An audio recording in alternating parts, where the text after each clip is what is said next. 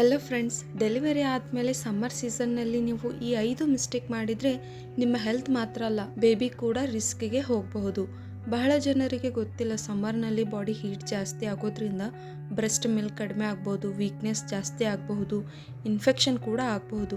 ಆದರೆ ಟೆನ್ಷನ್ ಬೇಡ, ಈ ವಿಡಿಯೋನಲ್ಲಿ ನಾನು ಸ್ಟೆಪ್ ಬೈ ಸ್ಟೆಪ್ ಹೇಳ್ಕೊಡ್ತೀನಿ.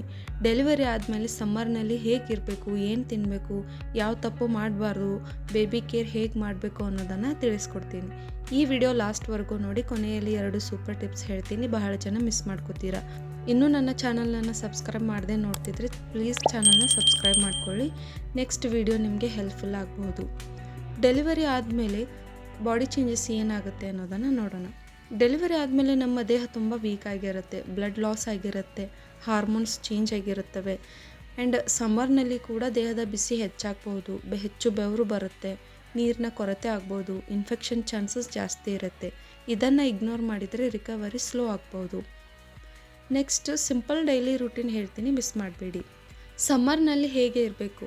ಕಾಟನ್ ಡ್ರೆಸ್ ಹಾಕಿ, ಟೈಟ್ ಡ್ರೆಸ್ ಅವಾಯ್ಡ್ ಮಾಡಿ, ಡೈರೆಕ್ಟ್ ಸನ್ಲೈಟ್ ಅವಾಯ್ಡ್ ಮಾಡಿ, ಮನೆ ಕೂಲ್ ಆಗಿರಲಿ, ಬೆವರು ಬಂದ ತಕ್ಷಣ ಕ್ಲೀನ್ ಮಾಡ್ಕೊಳ್ಳಿ.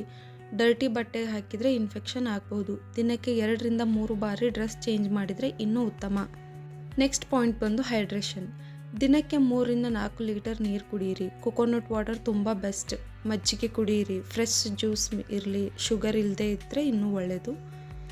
ನೀರು ಕಡಿಮೆ ಆದರೆ ಏನಾಗುತ್ತೆ? ಹೆಡ್ಏಕ್ ಜಾಸ್ತಿ ಆಗುತ್ತೆ, ಡೈಸಿನೆಸ್ ಬರುತ್ತೆ, ಮಿಲ್ಕ್ ಸಪ್ಲೈ ಕೂಡ ಕಡಿಮೆ ಆಗಬಹುದು. ನೀವು ಕೂಲ್ ಡ್ರಿಂಕ್ಸ್ ಆ್ಯಂಡ್ ಐಸ್ ವಾಟರ್ನ ಅವಾಯ್ಡ್ ಮಾಡಬೇಕು. ವಾರ್ಮ್ ವಾಟರ್ ಅಥವಾ ನಾರ್ಮಲ್ ವಾಟರು ಬೆಸ್ಟ್ ಆಗಿರುತ್ತೆ. ಈಗ ಫುಡ್ ಟಿಪ್ಸ್ ಹೇಳ್ತೀನಿ. ಇದು 90% ಜನ ತುಂಬ ತಪ್ಪು ಮಾಡ್ತಾರೆ. ಯಾವ ಥರ ಇರಬೇಕು ಈ ಟೈಮಲ್ಲಿ? ರೈಸು, ಬೇಳೆ, ತರಕಾರಿ, ರಾಗಿ ಗಂಜಿ ಬಾಡಿ ಕೂಲ್ ಮಾಡುತ್ತೆ. ಸೊಪ್ಪು, ತರಕಾರಿ, ಫ್ರೂಟ್ಸು ಇವನ್ನೆಲ್ಲ ತಿನ್ನಬೇಕು. ಮೇನ್ ಇಂಪಾರ್ಟೆಂಟಾಗಿ ಸಮ್ಮರ್ನಲ್ಲಿ ಕರ್ಬೂಜ ಅಂತ ಹಣ್ಣು ಸಿಗುತ್ತೆ. ಈ ಟೈಮಲ್ಲಿ ಪಪ್ಪಾಯ ತಿನ್ನಿ, ಬಾಳೆಹಣ್ಣು ತಿನ್ನಿ. ಅದ್ರ ಜೊತೆಗೆ ನೀವು ಸ್ವಲ್ಪ ಜೀರಿಗೆ ನೀರು ಡೈಜೆಷನ್ಗೆ ಹೆಲ್ಪ್ ಮಾಡುತ್ತೆ.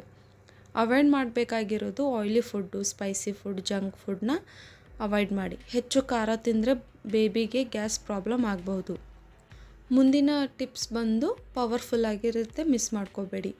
ಬಾಡಿನ ನಾವು ಯಾವ ಥರ ಕೂಲ್ ಮಾಡ್ಕೋಬೇಕು ಅನ್ನೋದನ್ನು ಹೇಳ್ಕೊಡ್ತೀನಿ. ದಿನಕ್ಕೆ 2 ಬಾರಿ ಸ್ನಾನ ಮಾಡಿ, ಆಮೇಲೆ ಲೂಕ್ ವಾರ್ಮ್ ವಾಟರ್ನ ಯೂಸ್ ಮಾಡಿ. ಬೇವು ಎಲೆ ಹಾಕಿ ಸ್ನಾನ ಮಾಡಿದರೆ ಇನ್ಫೆಕ್ಷನ್ ಕಡಿಮೆ ಆಗುತ್ತೆ. ಅಲೋವೆರಾ ಜೆಲ್ ಯೂಸ್ ಮಾಡಿದರೆ ಸ್ಕಿನ್ ಕೂಲ್ ಆಗಿರುತ್ತೆ. ತಲೆಗೆ ಆಯಿಲ್ ಮಸಾಜ್ ಮಾಡಿದರೆ ಹೀಟ್ ರೆಡ್ಯೂಸ್ ಆಗುತ್ತೆ. ನೆಕ್ಸ್ಟ್ ಪಾಯಿಂಟ್ ಬಂದು, ಈಗ ಬೇಬಿ ಕೇರ್ ಇಂಪಾರ್ಟೆಂಟ್ ಪಾರ್ಟ್ ಆಗಿರುತ್ತೆ. ಸೊ ಫುಲ್ ಗಮನ ಕೊಟ್ಟು ಕೇಳಿ, ಮಿಸ್ ಮಾಡ್ಕೋಬೇಡಿ. ಬೇಬಿಗೆ ಕಾಟನ್ ಡ್ರೆಸ್ ಹಾಕಿ, ಹೆಚ್ಚು ಹೊದಿಕೆ ಮಾಡಬೇಡಿ. ಸ್ವೆಟ್ಟಿಂಗ್ ಆದರೆ ಕ್ಲೀನ್ ಮಾಡಿ. ರೆಗ್ಯುಲರ್ ಬ್ರೆಸ್ಟ್ ಫೀಡಿಂಗ್ ಮಾಡಿ. ಬೇಬಿ ಯೂರಿನ್ ಕಡಿಮೆ ಇದ್ದರೆ ಡಿಹೈಡ್ರೇಷನ್ ಸೈನ್ ಅಂತ ಹೇಳ್ಬೋದು. ಬೇಬಿ ತುಂಬ ಸೆನ್ಸಿಟಿವ್, ಸೊ ಕೇರ್ಫುಲ್ಲಾಗಿ ಇರಬೇಕು. ಕೊನೆಯ 2 ಟಿಪ್ಸು ತುಂಬ ಇಂಪಾರ್ಟೆಂಟ್ ಆಗಿರುತ್ತೆ, ಸ್ಕಿಪ್ ಮಾಡಬೇಡಿ. ಸ್ಪೆಷಲ್ ಕೇರ್ ಯಾವ ಥರ ಇರಬೇಕು? ಫಾರ್ ಎಕ್ಸಾಂಪಲ್ ಸಿ ಸೆಕ್ಷನ್ ಇದ್ದವರು ಹೊಲಿಗೆ ಹಾಕಿರೋ ಜಾಗನ ತುಂಬ ಕ್ಲೀನಾಗಿ ಇಟ್ಕೋಬೇಕು. ವೆಟ್ ಆಗದೆ ಇರೋ ಥರ ನೋಡ್ಕೋಬೇಕು. ಡಾಕ್ಟ್ರು ಚೆಕಪ್ ಮಿಸ್ ಮಾಡಬೇಡಿ. ರೆಸ್ಟ್ ತುಂಬ ಮುಖ್ಯ. ಓವರ್ ವರ್ಕ್ ಮಾಡಬೇಡಿ. ಸ್ಟ್ರೆಸ್ ಕಡಿಮೆ ಇಡಿ. ಸ್ಟ್ರೆಸ್ ಇದ್ದರೆ ಮಿಲ್ಕ್ ಸಪ್ಲೈ ಕಡಿಮೆ ಆಗುತ್ತೆ. ಪ್ರಾಪರ್ ಸ್ಲೀಪ್ ತುಂಬ ಇಂಪಾರ್ಟೆಂಟು. ರಿಕವರಿ ಫಾಸ್ಟ್ ಆಗುತ್ತೆ. ಡೆಲಿವರಿ ಆದಮೇಲೆ ಸಮ್ಮರ್ನಲ್ಲಿ ಸರಿಯಾದ ಕೇರ್ ತೆಗೆದುಕೊಂಡ್ರೆ ನೀವು ಹೆಲ್ದಿ ಆಗಿರ್ತೀರ. ಬೇಬಿ ಕೂಡ ಸ್ಟ್ರಾಂಗ್ ಆಗಿರುತ್ತೆ. ಈ ವಿಡಿಯೋ ನಿಮಗೆ ಇಷ್ಟ ಆಯಿತಾ? ಲೈಕ್ ಮಾಡಿ. ಇನ್ನಷ್ಟು ಯೂಸ್ಫುಲ್ ಟಿಪ್ಸ್ಗೆ ಚಾನಲ್ನ ಸಬ್ಸ್ಕ್ರೈಬ್ ಮಾಡ್ಕೊಳ್ಳಿ.